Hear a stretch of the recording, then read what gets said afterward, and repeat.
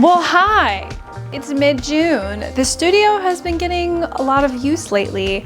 I'm starting to become more comfortable with having people over, and I'm hoping to maybe do like a once a month ladies art day.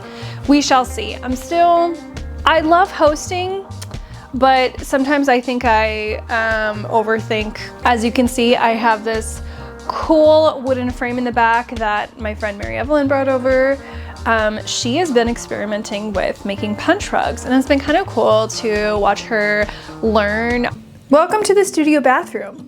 If I'm gonna be open First Friday Art Walks or just have like an open house in an open house in my studio in general, I need to Christinify the bathroom. I only have this one light and it's crappy. I need more light in front of the sink. I bought a pop light. So this light was part of Indiegogo. It's like a women-owned company. And the cool thing about these lights is that they're renter-friendly and they're rechargeable. So you don't actually need to hook them up to the electrical stuff. Oop. You just command strip this piece to the wall, it's got a level in it. This is the battery. Take it out, charge it, without having to take the light off. Ooh, that's fun. If I hold down the power button, it brightens and dims. That's cool. Love that. So anyway, I have two of these and they're gonna hang next to the mirror. I am going to end up painting the rest of the back area blue. I'm not tired of it yet. I know y'all think I'm crazy that I'm a painter and I want my entire environment to be blue. People don't get it. People don't get the vision. But I'm hoping that the bathroom is gonna be just like a wow factor. So I know I'm going to spend too much time on the bathroom, but hey, I think it's gonna be worth it.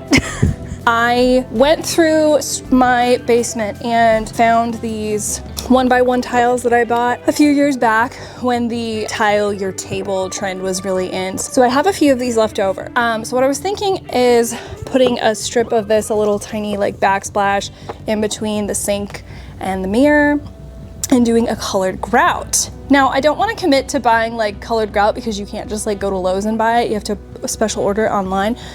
But I saw that you can use paint to tint grout. So I've got this warm gray unsanded grout that I bought a while back as well. So I figured I would mix up some of the mortar the tiles to a piece of scrap wood that I have, let it dry, and then tomorrow I will do some experiments mixing the grout with some paint, apply it to the tile, see how it dries, and then go from there. It's the next day and the grout has dried and I'm pleasantly surprised. Straight up cadmium red light, and this was a Hansa yellow, and this was a cadmium red deep.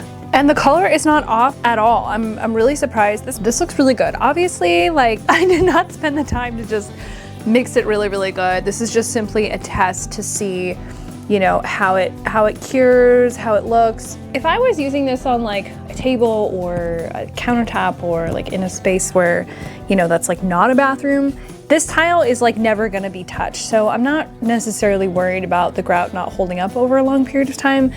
And I don't want to spend $60 on colored grout that may not be like the right shade. I'm really happy with this. What I did next is clean out the whole back area. I've just been kind of neglecting this because it just really hasn't been a priority since I haven't thought about how I want to use this space. Cleaned it all out, painted all the walls blue, patched a bunch of holes. There were these awful drywall screws in the door. Can't be having that. That looks so ugly. And God, these are just a pain in the butt to have to take out, which is why I try to avoid the plastic ones at all costs. I try to buy the metal ones. I don't think they're as good. I have no idea. I'm sure I'm not using the metal drywall screws correctly, but at least you can easily take them out. Before I painted the bathroom walls, I got a yardstick and a level, and I free-handed this. I'm not sure what this shape is called. It's an 8-sided star. It's not perfect. I could have measured it, been really precise, but I didn't really care. And I also don't think that anyone is gonna notice because it's in a corner. So line's a lot thicker and more uneven because right now it's giving circus. What is it giving? I was hoping for like folksy art quilts pattern. So I cut out the little square tiles and mixed up some mortar, stuck the tiles to the wall. I used tape so that I would not get any excess mortar on the wall. Let it dry overnight. I mixed up some grout with cadmium red light. I'm pretty happy with how the grout turned out. I did mix it really well this time. I put on gloves, I carefully spread it on, taped it off so that I wouldn't get it everywhere. Pretty happy with how it turned out. Now, did I need to add a backsplash? No, because the sink already has like a little ledge along the wall that I just wanted to add like a little extra texture, a little extra something, and I basically spent no money doing this, and so that's a DIY win. So this mirror came with my first house that I bought. It's like a Lowe's $20 mirror that was in my old bathroom, and yeah, it's really boring and basic, but I was like, I might use this in the future eventually. So yeah, I've been hanging on to this mirror for like 11 years. So I taped it off, I primed it, and I used some spray paint that was left over, some Montana gold spray paint from a Mural Fest. And I also primed and spray painted the toilet paper holder the same color. I was looking for fun, colorful shelves, toilet paper holders, like little bathroom accessories that were bright colors, but that stuff is so expensive. Like everything is in very boring colors. I don't think that spray painting things aesthetically looks good. You have to be very precise about it, but also it's a dimly lit bathroom. Also, it's my bathroom, so who cares? And to add a little pop of yellow, because I've been using yellow very sparingly in the studio. I have this chair. I have little bits of yellow here and there, but not a lot. I probably should add more yellow, but I'm scared. Yellow's a scary color. I did a coat of blue concrete paint, and I still need to do a second coat at some point. Then I painted a cute little bathroom couple on the door. Not that you need it, because it's like the bathroom is easy to find, but I'm like, well, this door needs something. I painted and installed this shelf. I installed this clear acrylic magazine holder, and I got this idea when I didn't have internet in the studio yet. So I would go to the bathroom sometimes for a little while and be so bored out of my mind because there's no Wi-Fi and I don't get a signal in the bathroom. So I was like, I gotta bring down some of my art magazines to have. I made a few Pegasus prints, and I think I might take one and get it professionally matted and framed to put on this main wall.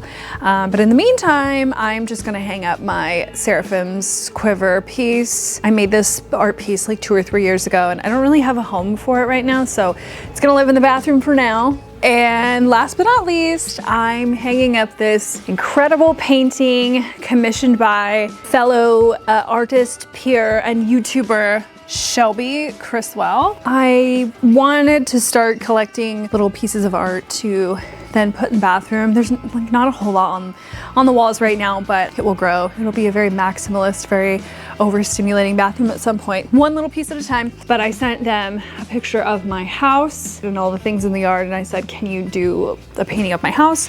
But in your style, like little characters, limited color palette. This is an homage to my very first home I bought with my husband, and maybe my forever home. It's this cute little bungalow with solar panels, the Pegasus statue that I bought. We have our camper, the Ozark Mountains, quilt pattern, and then the house is talking about Cupies.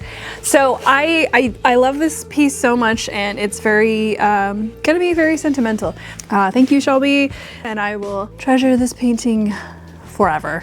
I was going through my basement and came across this Owl City poster that I got so long ago and just fell in love with it all over again. I was obsessed with Owl City when he came out with his first album. I think I discovered him on MySpace.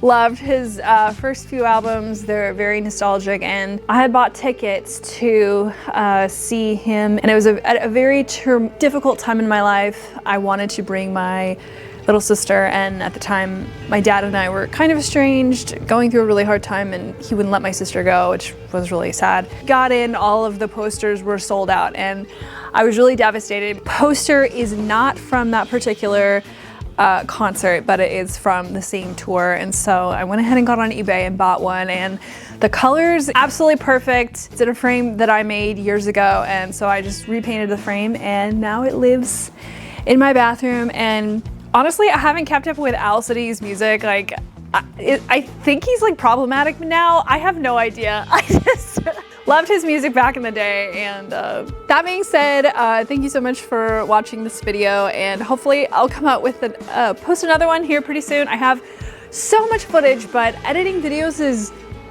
very time consuming, and it's difficult to prioritize time to YouTube since I don't make money from YouTube. I don't get a lot of interaction on YouTube. So it's just, I'm building my YouTube channel brick by brick and taking my time and trying to have fun with it. So again, thank you so much for watching, and I'll see you in the next video. Bye!